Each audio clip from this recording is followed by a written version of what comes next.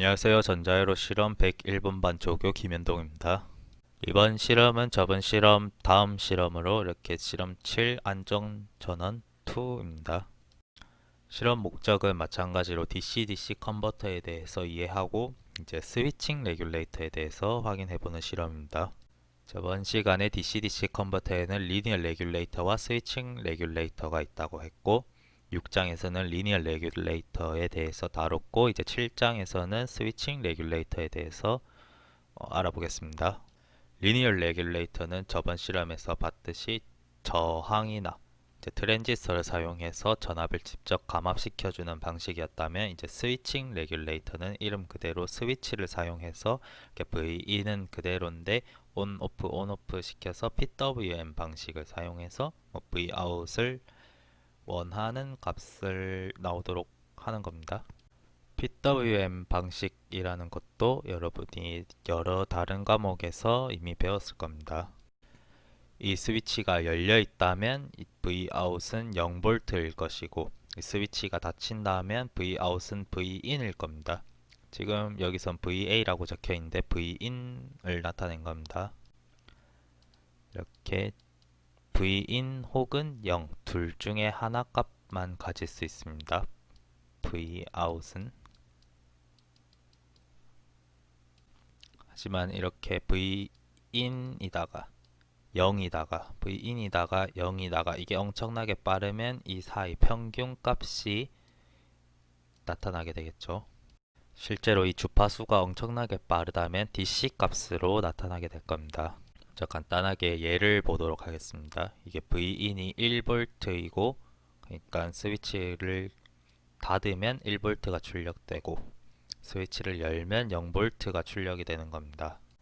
그래서 이제 두티 B가 80%일 때 그러니까 주기는 1인데 하이인 부분이 0.8이고 나머지 0.2 동안은 0인 겁니다. 그러니까 이 둘의 평균을 보면 이제 0.8이 나오겠죠. 평균 계산 자체는 이제 이 한 부분만 보자면 1 곱하기 0.8초 동안이었고 0이 0.2초 동안이었습니다.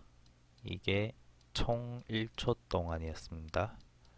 그러면 평균은 0.8이죠. 그러니까 이게 엄청나게 빨리 반복된다면 예를 들어서 한 10kHz로 이렇게 계속 반복된다면 우리가 보는 60Hz 상용 주파수 60Hz 입장에서 보자면 얘는 0.8V로 계속 일정하게 나오고 있는 거랑 같습니다. 이렇게 스위칭 레귤레이터의 가장 대표적인 예가 벅 컨버터입니다. 이렇게 앞에서 했던 스위칭 레귤레이터를 다시 이렇게 나타내 봤습니다. 똑같은 겁니다. 벅 컨버터라는 거는 이렇게 스위칭 레귤레이터의 가장 기본적인 회로에서 이렇게 LC 필터를 단 겁니다. LC 필터는 이 필터는 저역 통과 필터입니다. 이렇게 스위치를 열고 닫고 하면서 1이었다가 0이었다가 1이었다가 0이었다가 이렇게 확확 바뀌는 거는 엄청나게 고주파 성분입니다. 근데 우리가 원하는 거는 이렇게 0.8V 같은 일정한 DC 값을 얻고 싶은 것이므로 이렇게 고주파 성분은 최대한 없애주는 게 좋습니다. 그래서 한 게 이렇게 저역 통과 필터를 장착한 겁니다. 이렇게 그러니까 스위칭 레귤레이터에 LC 필터를 장착한 게 가장 기본적인 벅 컨버터의 개념입니다.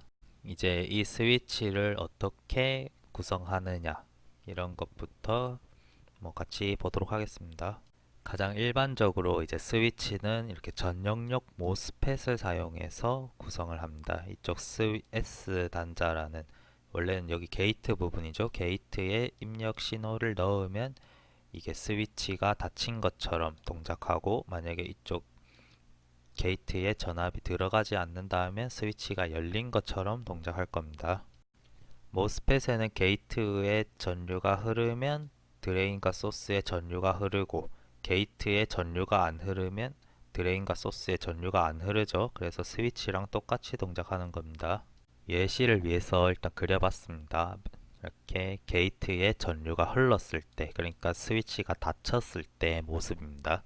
모스펫이 동작하고 있을 때 전류는 이렇게 전화원으로부터 스위치를 지나서 이렇게 부하로 들어갑니다. 이쪽에는 다이오드가 있던 부분인데 이렇게 이게 잘못 적혔습니다. 지금 보면 이쪽이 플러스고 이쪽이 마이너스죠. 다이오드에는 플러스에서 마이너스로밖에 전류가 못 흐릅니다. 그러니까 스위치가 ON이 되면 이렇게 전류가 흐를 수가 없죠. 다이오드가 이쪽에 있기 때문에 이쪽 다이오드가 끊긴 것처럼 동작합니다. 그래서 전류는 이렇게 인덕터를 통해서 커패시터랑 부하로 직접 흐르게 됩니다. 다음으로 이제 스위치가 열렸다고 생각해 보겠습니다. 그러면 이쪽 게이트에 전류가 안 흐른다고 하는 거랑 똑같겠죠. 게이트에 전류가 안 흐르면 드레인과 소스 사이에 전류도 안 흐릅니다. 그럼 이렇게 스위치가 열린 거랑 똑같겠죠. 모스펫이 오프가 된다면. 즉 이렇게 입력 신호랑 즉 이렇게 아까는 인가 신호 그러니까 입력이 그대로 연결돼서 계속 흐르고 있다가 스위치가 갑자기 열려버려서 갑자기 입력 전압이 끊겼습니다. 그럼 이때 LC 필터, 이 저역 통과 필터를 위해서 LC를 달아줬는데 이 L에서 문제가 생깁니다. 인덕터는 전류 방향을 저장하는 성질이 있죠. 그래서 아까 스위치가 ON 되어 있을 때 인덕터의 전류가 이쪽 왼쪽에서 오른쪽 방향으로 계속 흐르고 있었는데 갑자기 끊긴다면, 만약 다이오드가 없다면 이 부분이 없다고 생각하고 지금 이렇게 전류가 흐르다가 갑자기 끊겼습니다. 그러면 갑자기 이 전류가 사라지게 되겠죠. 그러면 이제 회로가 연결되지가 않습니다. 이 다이오드가 없다면. 무슨 말인지 아시겠나요? 이 다이오드는 이 폐회로를 구성해주는 역할을 합니다. 그러니까 인덕터에는 이쪽 왼쪽에서 오른쪽 방향으로 전류가 흐르는 게 저장되어 있었는데 갑자기 끊겨버린다면 전류가 흐를 곳이 없겠죠. 이 폐회로가 있어야지 전류가 흐를 수가 있는데 다이오드가 없다면 폐회로가 완성되지 않으므로 전류가 흐를 수가 없습니다. 그러므로 이 다이오드는 여기도 똑같이 여기가 마이너스고 여기가 플러스입니다. 이 다이오드는 스위치가 오프 됐을 때 폐회로를 만들어주는 역할을 합니다. 이 폐회로를 만들어준다는 것은 이 LC 필터가 제대로 동작하게 하기 위해서 폐회로를 만들어주는 겁니다. 동작 자체는 이 정도로 보고 이제 해석을 해보겠습니다. 이제 전체 주기 t 중에 dt라는 시간만큼만 스위치가 ON 된다고 생각한다면 이렇게 d가 듀티비입니다. 듀티비와 뭐 주기 t 이렇게 나타내는 건 뭐 많이 해봤겠죠? 이렇게 전체 한 주기가 t라면 t 중에 O는 dt이고 dt만큼의 시간 동안 ON이고 1-dt라는 시간만큼 이제 오프겠죠. 이렇게 나타냈습니다. 그러니까 아까 맨 처음에 제가 계산한 것처럼 이렇게 계산한 것처럼 똑같이 계산을 한다면 이제 평균 전압 이제 이거를 곱하면 뭐 이렇게 DC 값이 나오겠죠. 이 DC 값 계산은 이렇게 주기를 나누고 온된 시간 곱하기 온됐을 때 전압 값 그리고 오프된 시간 곱하기 오프됐을 때 전압 값을 하면은 이걸 다 곱하면 이렇게 간단하게 정리가 됩니다. 그러니까 출력 DC 값이 듀티비 곱하기 입력 값이 나온다는 말입니다. 이 점선이 결국 Vout인데 이 Vout은 dVin이라는 말입니다. 그럼 이제 해석을 해보자면 이게 아무리 DC 값 같이 나오더라도 실제로는 DC 값이 아니겠죠. 이렇게 고주파 성분이 있으니까 왔다 갔다 하니까 실제로 전류도 이렇게 왔다 갔다 할 거고 이쪽 전압도 왔다 갔다 할 겁니다. 실제로. 그러니까 리플이 생기는 겁니다. 아까 말했듯이 인덕터는 전류를 저장하는 성질이 있습니다. 그러니까 일정한 값, 이렇게 IL을 기준으로 약간 스윙을 하겠죠. 이렇게 온이 될 동안, 스위치가 온이 됐을 때 쭉 오르다가 스위치가 오프가 되면 이제 전류가 공급이 안 되니까 다시 좀 줄어듭니다. 그러다가 다시 스위치가 온이 되면 다시 전류가 늘어났다가 줄어들었다가 이렇게 IL을 기준으로 스윙을 하게 됩니다. 이렇게 흐른 전류는 이제 커패시터와 저항으로 각각 나눠져서 흐르겠죠.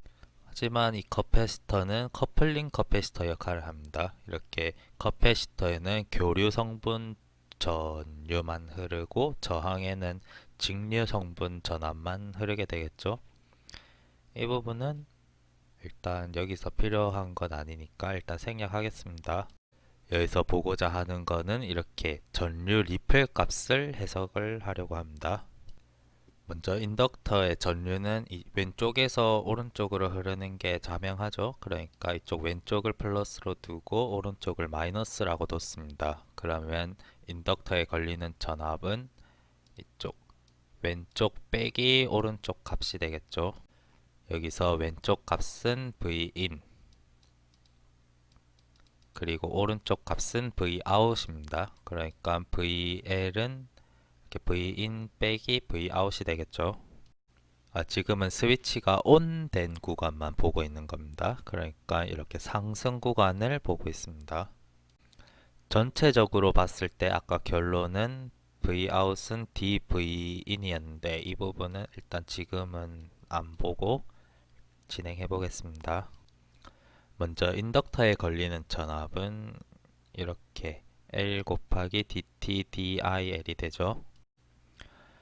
이거는 뭐 J 오메가 L IL 이렇게 나타낼 수 있듯이 뭐 V는 IR처럼 엄청 자명한 거니까 특별히 설명하지 않겠습니다. 이거는 그냥 바로바로 튀어나와야 되는 식이니까. 그러니까 이것도 VL에 대한 식이고 이것도 VL에 대한 식이고 그러니까 이렇게 같다고 두면 해석을 할 수 있습니다. 그러면 이 IL의 기울기를 구할 수가 있습니다. DT분의 DI 이거는 이 지금 상승 시간 동안 보고 있을 때 이 상승 시간 동안 그래프의 기울기를 말하겠죠. 이렇게 IL의 그레디언트는 이렇게 정리할 수가 있습니다.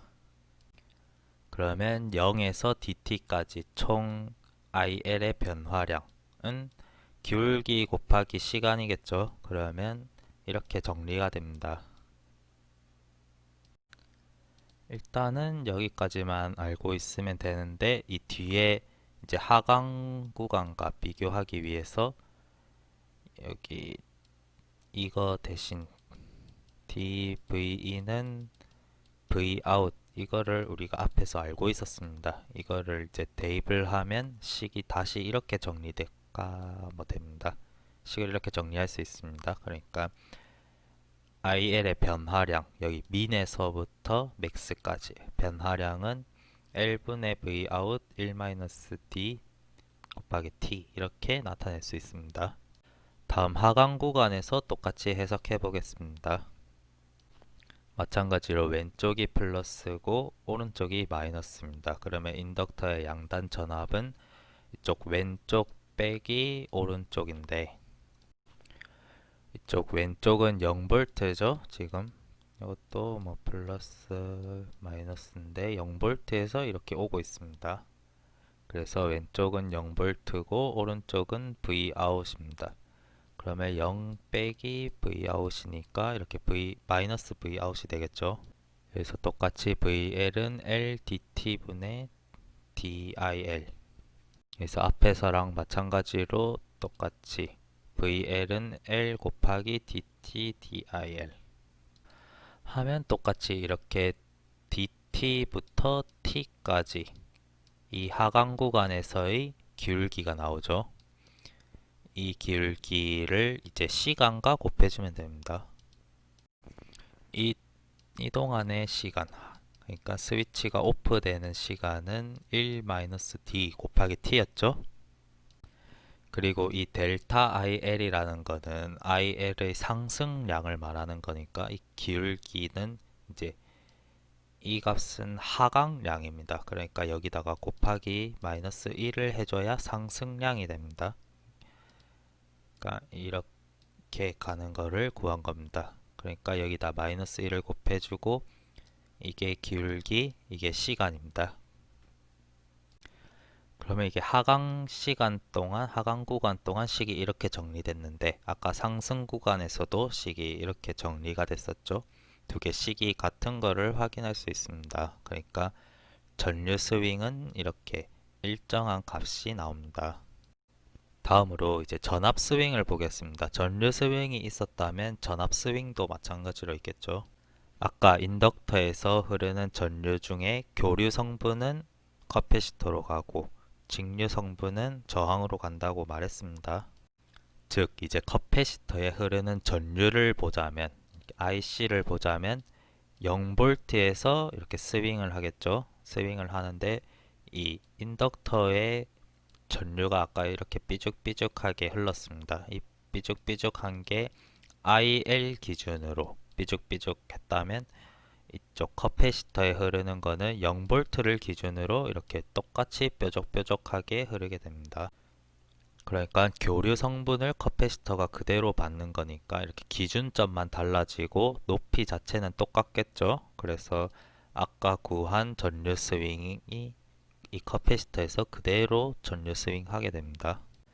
이전까지 지금 커플링 되어 있다고 말했는데 커플링이라기보다는 바이패스라는 표현이 맞겠죠. 이거는 바이패스 커패시터입니다. 그러니까 커플링 커패시터라면 뭐 직렬로 연결되어 있겠죠. 이 커패시터는 이제 접지에 바이패스가 되어 있습니다.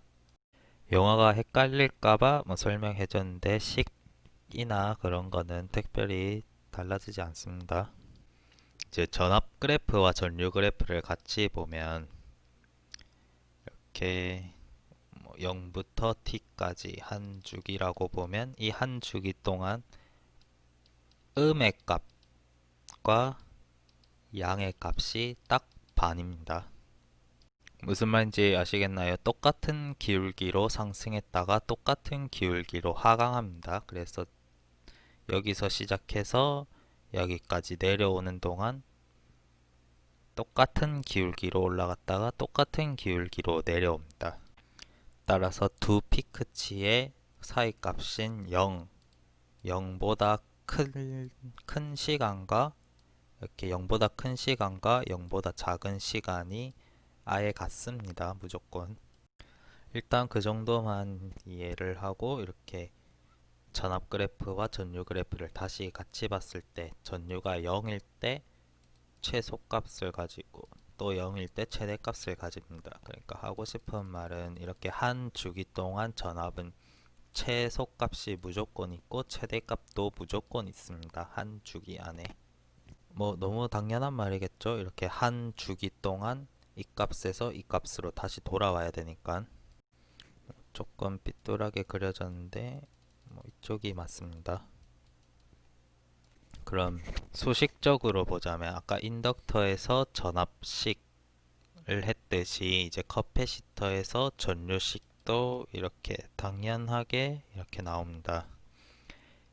원래 이 식이 기본식이고 여기서 VC는 Vout과 같습니다. 여기 같은 노드, 같은 브런치니까 VC는 Vout이 되겠죠. 그래서 이렇게 나옵니다. 그래서 우리가 알고 싶은 거는 이제 출력 전압의 스윙이니까 출력 전압의 변화량을 알고 싶으니까 dV out 빼고 다 넘겨줍니다. 아까처럼 dt분의 dv 해가지고 뭐 기울기를 구해서 곱하기에는 지금 이 i 값이 바뀌니까 그렇게 하기는 어렵겠죠. 그래서 적분의 개념을 사용하는 겁니다. 이렇게 전압의 미소 변화량은 전류 그때의 전류값 곱하기 그때의 시간 변화량 곱하기 뭐 c분의 1 이런 게 보이죠?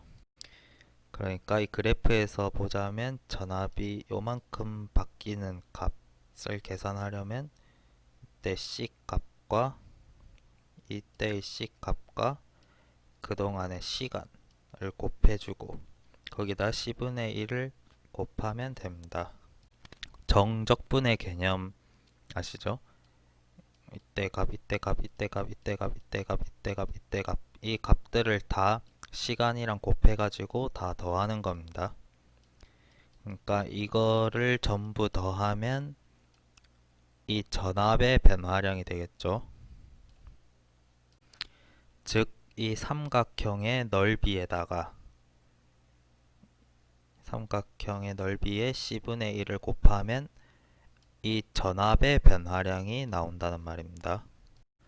정적분까지는 이걸로 설명하기가 힘들어서 생략하도록 하겠습니다. 대충 다 알고 계시죠? 그래서 이제 삼각형 넓이 구하는 것도 알고 있을 겁니다. 이거 C분의 1은 그대로 내려왔고 지금 여기서부터 여기까지가 델타 IL이었습니다. 그러니까 여기서부터 여기까지는 2분의 델타 IL이겠죠. 그래서 이게 높이입니다. 삼각형의 높이. 그리고 여기서부터 여기까지 아까 온 0보다 큰 시간이 반이고 0보다 작은 시간이 반이라고 했습니다. 그러니까 0보다 큰 시간은 2분의 t입니다. 이게 밑변입니다. 그럼 밑변 삼각형의 넓이는 밑변 곱하기 높이 곱하기 2분의 1이죠. 그래서 이렇게 정리가 되는 겁니다. 식을 따라오면 이렇게 리플 값을 전압 리플 값을 구할 수가 있습니다. 이 전압 리플 값은 최소값에서부터 최대값입니다. 되게 복잡한 것 같지만 전류 리플이랑 전압 리플 두 가지밖에 안 했습니다. 다른 과목에 비하면 훨씬 쉽죠. 그러니까 앞에서 리플 값을 계산한 거는 지금 전류 리플 값을 봤을 때 이 전류 리플은 인덕터의 영향을 받았습니다. 그리고 전압 리플은 인덕터와 커패시터의 영향을 받았습니다. 그러니까 우리가 리플을 정해 놓으면은 커패시터랑 인덕터 값을 정할 수가 있겠죠. 그래서 정하는 방법을 따로 만들어 봤습니다.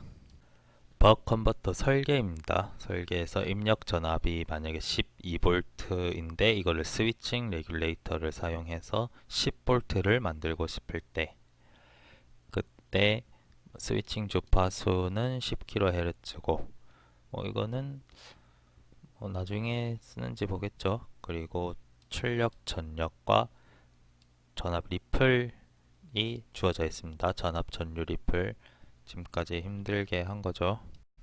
바로 계산 시작해 보겠습니다. 그러니까 출력 전압은 아까 봤을 때 dVin이었죠. Vout은. 그래서 바로 계산하면 됩니다. 이거 넘겨서 하면 입력이 10이고 출력이 10이니까 이렇게 듀티비를 구할 수가 있고 부하 설정도 저항분의 V제곱 그러니까 R분의 V제곱이 P죠. 이게 10W라고 둔다면 지금 이게 10의 제곱 그러니까 10분의 10의 제곱해서 구할 수 있습니다. 그리고 출력 전류값 출력 전류값을 왜 구하냐 아까 출력 전류 리플 값을 계산했었죠.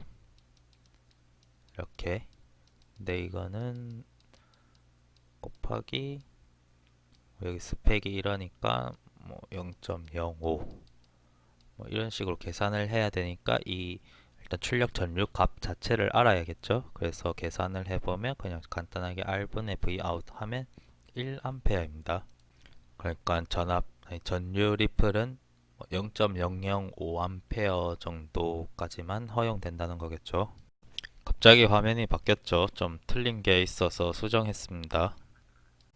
그러니까 전류 리플은 1 곱하기 0.05 여야 되고 우리가 알고 싶은 거는 인덕터 값입니다. 그래서 이걸 넘기고 델타 i를 넘겨오면 이렇게 정리할 수 있습니다. dvi가 vout이었으니까 이렇게 해서 쭉 따라올 수 있을 겁니다.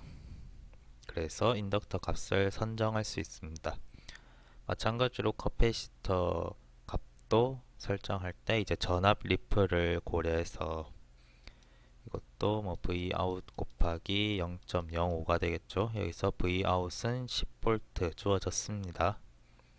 그래서 여기서 구한 L을 집어넣고 C를 보내주고 델타 V를 받아오면 이것도 마찬가지로 정리하면은 뭐 그대로 따라올 수 있을 겁니다. 그래서 커패시터 값을 선정했습니다. 이렇게 벅 컨버터를 설계하시면 됩니다.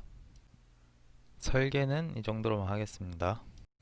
벅 컨버터는 그래서 아까 지금까지 계속 본 것처럼 전류는 무조건 이 방향, 왼쪽에서 오른쪽 방향으로만 흐르고 출력 전압도 위쪽만 무조건 플러스입니다. 위쪽이 플러스고 아래쪽이 마이너스입니다.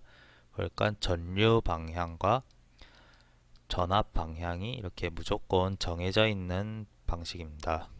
이제 여기서부터는 좀 추가적인 내용입니다. 뭐 너무 어려우시면 넘어가도 된다고 생각하겠습니다. 마이크가 좀 들쑥날쑥한데 일단은 진행하겠습니다. 지금까지 본 벅 컨버터는 그러니까 벅 컨버터 같은 이런 종류는 이렇게 출력 전압과 전류가 항상 방향이 똑같은 거를 일상한 컨버터라고 합니다. 이 DC-DC 컨버터의 부하는 보통 전동기 계열, 모터 계열로 달리는데 이 모터가 사상한 운동을 하는데 이 컨버터는 일상한 밖에 못한다. 그러면 이 모터는 일상안으로 밖에 동작할 수 없습니다. 사상안 운전이란 건 이렇게 모터의 운전 방향과 부하의 운전 방향 그리고 실제 회전 방향을 고려했을 때 이 네 가지 모드로 동작할 수 있다는 것입니다. 이렇게 모터가 위쪽 방향으로 돌려고 하고 있고 뭐 실제로 돌리고 있고 실제로 도는 것도 위쪽 방향으로 돌고 있는데 이렇게 부하가 있으면 밑으로 가고 싶어 하겠죠. 이런 게 가장 일반적인 일상한 영역입니다. 다른 부분들은 이해가 안 될 것 같으니까 이렇게 실제로 우리한테 익숙한 엘리베이터 구동을 같이 보겠습니다. 먼저 엘리베이터가 올라가는데 사람이 이미 타고 있는 겁니다. 그러니까 이게 사람이 타는 칸이고 이게 무게추입니다. 사람이 여기 타고 있고 이제 상승을 하고 싶으면 이 모터가 이쪽 방향으로 돌아서 이게 내려가야겠죠. 그러니까 모터가 이쪽 정방향으로 힘을 주는 겁니다. 정방향을 시계 방향이라고 정했으니까요. 그래서 이렇게 모터가 시계 방향으로 돌아야지 이 사람을 싣고 있는 수레가 올라오게 됩니다. 실제로 회전 방향도 이렇게 시계 방향으로 돌아야지 이게 올라오고요. 이게 일상한 운전입니다. 다음 이상한 운전은 똑같이 이제 올라가기는 올라가는데 엘리베이터 안에 사람이 없습니다. 그러면 사람이 없으면 이게 엄청 가볍겠죠. 이 무게추는 여기 엘리베이터 이용객들의 평균 무게 정도로 달려 있습니다. 그러니까 만약에 15인승 정도면 7인승 무게 정도 무게추가 달려 있습니다. 근데 여기 안에 사람이 없으니까 만약에 모터가 동작을 안 하면 이 무게추가 그대로 확 이게 훨씬 무거우니까 무게추는 확 떨어지고 이건 확 올라가겠죠. 그러니까 모터가 이제 반시계 방향으로 이렇게 회전을 하면서 이게 천천히 내려가도록 잡아주는 겁니다. 실제로 이게 올라가야 되니까 회전 방향 자체는 이 방향인데 모터가 이쪽으로 힘을 주겠죠. 그래야지 이게 천천히 올라가게 되는 겁니다. 그게 이상한 운전입니다. 이렇게 회전 자체는 정방향인데 이 모터의 토크는 역방향입니다. 이제 내려가는 걸 보는데 마찬가지로 먼저 사람이 일단 안 타 있습니다. 사람이 안 타 있으면 여기가 또 훨씬 무겁죠. 여기가 훨씬 무겁고 여기는 거의 비어 있으니까 원래 힘이 없으면 이쪽으로 확 내려앉겠죠. 근데 이쪽으로 내리고 싶은 거니까 이쪽으로 회전을 시켜야 되고, 그럼 모터가 이렇게 힘을 많이 줘야 됩니다. 이쪽 역식의 방향으로. 그러니까 모터가 역방향으로 회전하고 전체적으로도 역방향으로 회전합니다. 이게 삼상한 운전입니다. 결국 이렇게 모터가 무게추의 힘을 이기고 내려가도록 하겠죠. 마지막으로 이제 안에 사람이 타서 무게추보다 더 수레의 무게가 더 클 때 내려갈 때입니다. 만약에 모터가 아까처럼 이렇게 역식의 방향으로 돈다면 이 사람이 타고 있는 엘리베이터가 갑자기 확 내려앉겠죠. 그러니까 이 모터는 반대 방향으로 잡아줘야 됩니다.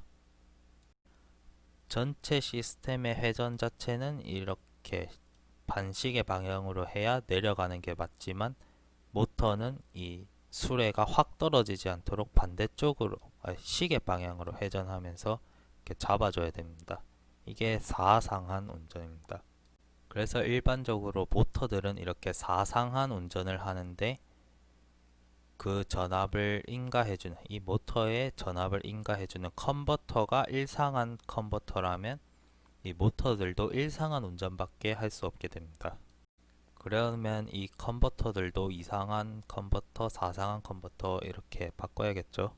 이게 이상한 컨버터의 예입니다. 이쪽 이 출력이고 이쪽이 입력인데, 마찬가지로 출력 전압 자체는 여기가 플러스 마이너스 이렇게 고정될 수밖에 없습니다.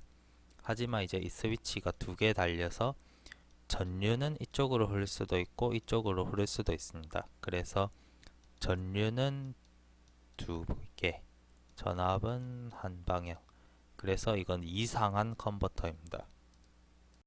마지막으로 사상한 컨버터는 이제 출력 전압이 플러스 마이너스 둘 다 될 수 있고 전류도 플러스 마이너스 둘 다 될 수 있는 겁니다. 그래서 이런 컨버터 모양은 여러분도 자주 보게 될 거라고 생각합니다. 이렇게 아까 벅 컨버터 할 때와 마찬가지로 전력용 모스펫을 달았지만, 이것도 모스펫이 뭐 증폭을 따로 하는 건 아니고 이렇게 똑같이 스위치로 보면 됩니다. 이렇게 4개의 모스펫을 제어해서 전동기의 전압 값을 조절하는 방식인데, 옛날에는 이렇게 4개 전부 동시에 제어하는 바이폴라 방식을 사용했지만, 요즘은 하나는 고정시키고 2개만 조절하는 유니폴라 방식을 사용합니다. 바이폴라 방식을 먼저 보면 T1이 온되고 T2 프라임이 온되어 있을 때, 그리고 나머지는 오프가 되어 있습니다. 그러면 전류는 이렇게 흐를 수가 있겠죠. 나머지로는 흐를 수가 없습니다. 그럼 이때 이 부하에는 플러스 마이너스 이 방향에 맞죠. 지금 이 방향에 맞는 그대로 지금 VA가 걸리는 겁니다. VA라기보단 VDC가 걸리겠죠. 이 VDC가 그대로 여기 걸립니다. 그리고 만약 이제 T1과 T2 프라임이 꺼지고 T1 프라임과 T2가 온 돼 있을 때, 이때는 전류가 이렇게 흐를 걸 여러분도 아시겠죠? 그럼 이 전동기의 전압 방향은 이쪽이 플러스고 이쪽이 마이너스인데, 지금 전류가 이렇게 흘렀습니다. 그러면 전압 방향도 이쪽이 플러스고 이쪽이 마이너스가 걸리겠죠? 그래서 이 전동기에 걸리는 전압은 마이너스 VDC가 걸리는 겁니다. 그러니까 이 바이폴라 방식은 이렇게 반대쪽 쌍이 동시에 켜지고, 이 같은 같은 줄에 있는 거는 절대 동시에 켜지면 안 됩니다. 그래서 이 첫 번째와 이 세 번째라고 할까, T1과 T2 프라임이 켜지는 시간을 조절해서 이제 전압 값을 조절할 수 있겠죠. 똑같이 PWM 방식을 생각해서. 하지만 이 바이폴라 방식은 4개의 스위치를 전부 동시에 제어해야 되고, 이렇게 마이너스 VDC부터 플러스 VDC까지 값을 가집니다. 이 값들을 사용해서 이렇게 PWM을 해야 되죠. 하지만 유니폴라 방식은 이제 이 두 번째 단, 그러니까 이 오른쪽 편은 한쪽만 켜놓고 이 왼쪽 거만 온오프 조절을 해서 뭐 출력 전압을 조절을 하는 겁니다.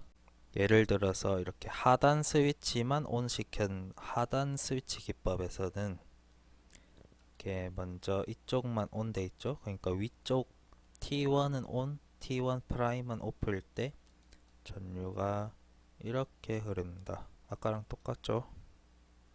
그럼 마찬가지로 부하의 전압 방향도 이렇게 플러스 마이너스 이 그대로 걸립니다. 그래서 이렇게 VDC가 걸리죠.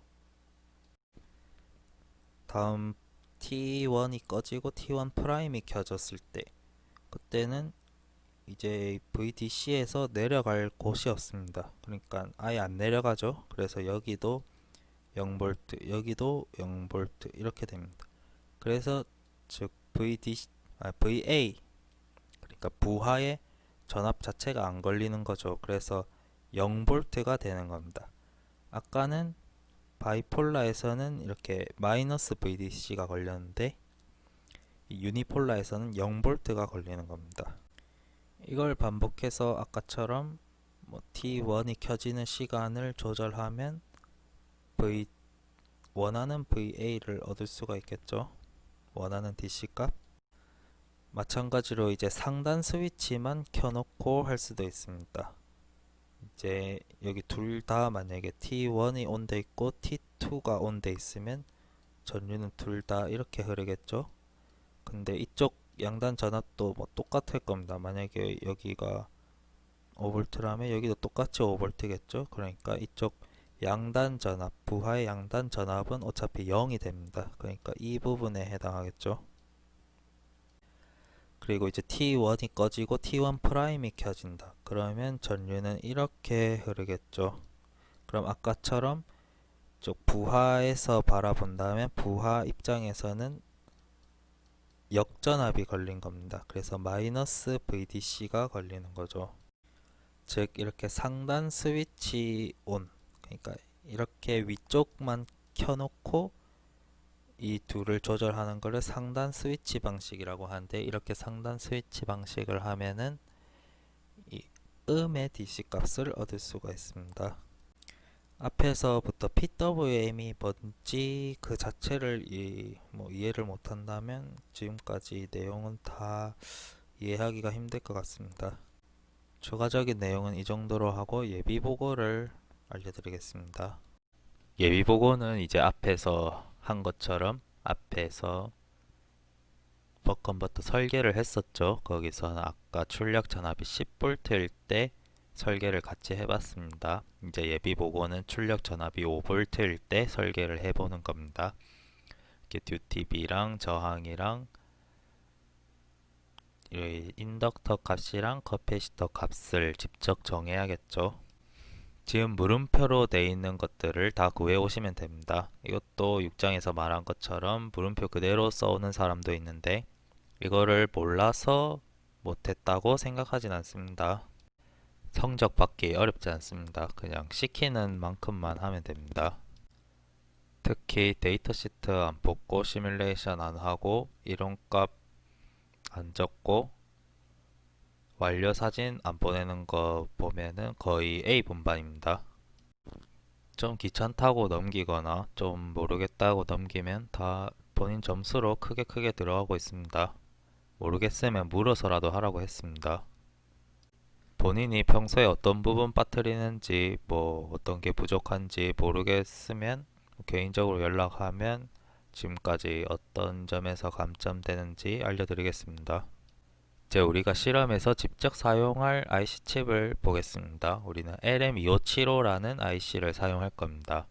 이건 벅 컨버터인데 데이터 시트를 보면 이렇게 출력 전압 식이 나오고 어떻게 연결해야 될지 다 나옵니다. 이 6장에서 사용한 LM723이랑 달리 그냥 고전압이든 저전압이든 똑같은 회로로 사용하시면 됩니다.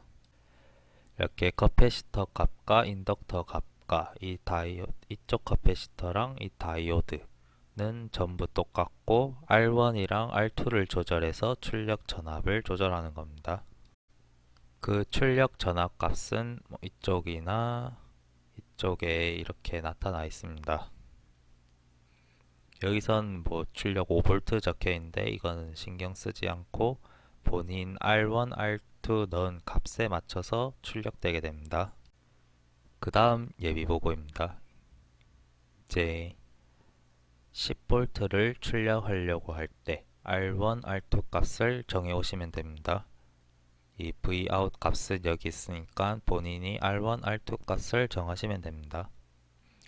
그 다음 예비보고는 이제 5V를 출력하고 싶을 때 마찬가지로 R1, R2를 본인이 설정해 오시면 됩니다. 이 밑에 주석은 신경 쓸 필요가 없습니다. 안 볼 테니 굳이 다시 찍지는 않겠습니다. 그리고 이 LM2575로 시뮬레이션이 안 될 겁니다. 그래서 시뮬레이션을 하는 대신에 빵판에 어떻게 연결할지 대략적으로 그림을 그려 오시면 됩니다. 이게 시뮬레이션이 있으면 실험이 더 빨리 끝낼 수 있는 그런 이론값 참고할 수 있어서 좋은데, 이번에는 이론값 참고 시뮬레이션 참고를 못하니까 직접 빵판에 어떻게 연결할지 간단하게 해오세요. 엄청 간단할 겁니다. 실제 우리가 실험한 방법을 보겠습니다. 실험할 방법. 이제 10V 출력을 내려고 할 때 똑같이 아까 6장에서 한 거랑 똑같이 5V일 때, 10V일 때, 15V일 때, 20V일 때 입력이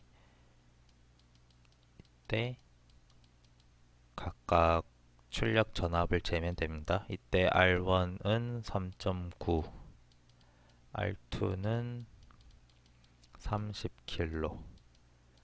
이렇게 회로를 구성해서 Vout을 재보면 됩니다. 이것도 마찬가지로 회로 한 장, 5V일 때 한 장, 10V일 때 한 장, 15V일 때 한 장, 20V일 때 한 장, 이렇게 한 번당 총 5장의 사진이 나올 겁니다.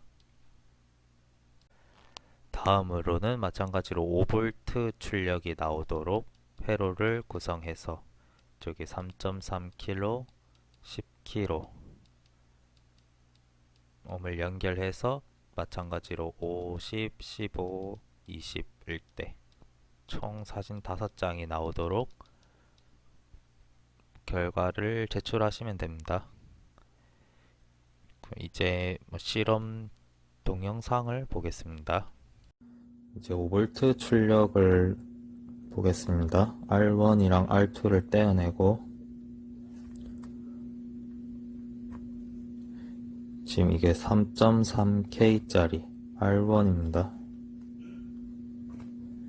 4번 핀에서 그라운드로 연결되고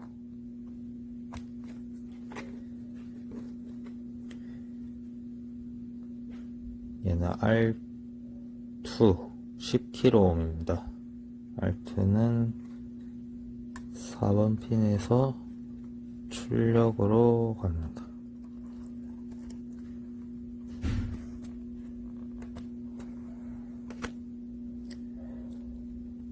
금방 하겠죠? 저항 두 개만 바꾸면 되니까. 여기서 똑같이 전원을 인가해 보겠습니다. 5V일 때 4.9V 정도 해서 더 이상 올라가지 않습니다. 10V일 때 찍고 15V일 때 찍고 20V일 때 찍고 이러면 실험 7은 끝났습니다. 실험 7에서 이제 스위칭 레귤레이터 10V 출력 회로를 같이 보겠습니다. 이것도 마찬가지로 회로 연결 부분은 그냥 생략하도록 하겠습니다. 금방 함으로 이렇게 간단히 설명을 하자면 이게 LM2575이고 1번 B는 지금 100 마이크로 페럿 커패시터랑 연결되어 있습니다. 그리고 2번 핀에는 먼저 이렇게 1N5819가 연결되어 있습니다. 2장 실험에서 썼었죠. 이렇게 그라운드에서 2번 핀 방향으로 들어가고 있습니다. D 방향을 잘 보셔야 됩니다. 그리고 2번 핀에는 인덕터도 연결되어 있습니다. 저항이랑 비슷하게 생겼죠. 이게 2번 핀에서 최종 출력으로 나옵니다. 그래서 이거를 최종 출력으로 볼 겁니다. 이 인덕터는 330 마이크로패러드 커패시터랑 연결되어 있습니다. 그리고 옆에 저항도 있죠. 이 저항은 R2 저항입니다. 지금은 30kΩ을 달았고요. 그게 지금 출력을 통해서 4번 핀으로 들어가고 있습니다. 그리고 4번 핀에서는 R1 3.9kΩ이 4번 핀에서 그라운드로 연결되어 있고요. 그리고 3번 핀과 5번 핀은 각각 그라운드로 연결되어 있습니다. 그래서 1번 핀에 VDD를 주고 이제 그라운드 단자에 그라운드를 물리고 이쪽 인덕터가 있는 이쪽이 출력단입니다. 이쪽에 멀티미터를 연결해서 전원을 줘보겠습니다. 일단 5V를 줘봤을 때 한 5V 그대로 나오네요. 10V를 줬을 때 10V 거의 그대로 나옵니다. 이제 여기서 10.7V 정도에서 멈춰서 더 이상 올려도 바뀌지 않습니다. 15V일 때 한 장 찍으면 되고 20V일 때 하나 찍으면 됩니다. 이번 실험도 전원 공급기와 멀티미터만 사용하면 되는 간단한 실험이었습니다. 수고하셨습니다.